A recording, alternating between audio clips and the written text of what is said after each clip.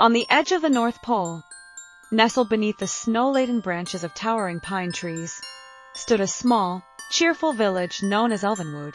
It was here, in cozy, colorful cottages, that Santa's hard-working elves prepared for Christmas all year long. The days were filled with a lively hum of activity, toys being crafted, cocoa being shared, and carols filling the crisp air.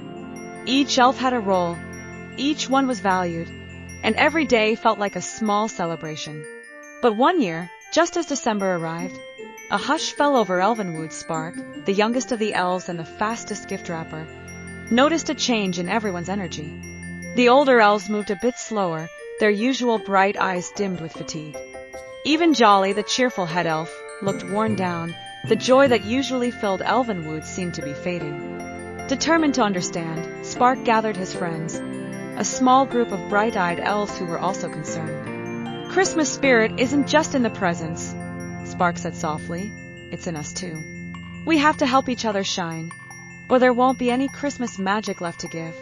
Spark's friends nodded and immediately set out to bring the spirit back to Elvenwood.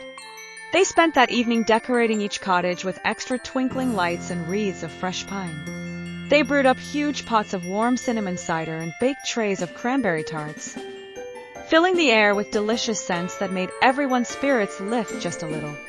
But it was the small acts that made the biggest difference. They noticed an older elf who had been working tirelessly and helped carry his load. They cheered on the younger elves struggling with tricky toy designs, reminding them that learning was part of the magic. Soon, laughter returned to the village, and warmth spread through every corner of Elvenwood.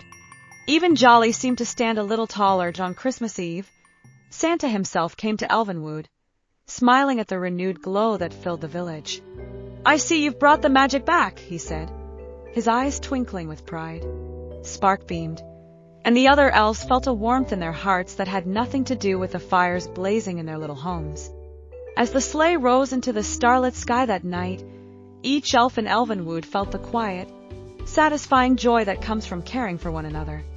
They had learned that the true spirit of Christmas wasn't just in the gifts they sent across the world. It was in the kindness and love they shared with each other, making their little village a place of light and warmth in even the coldest winters.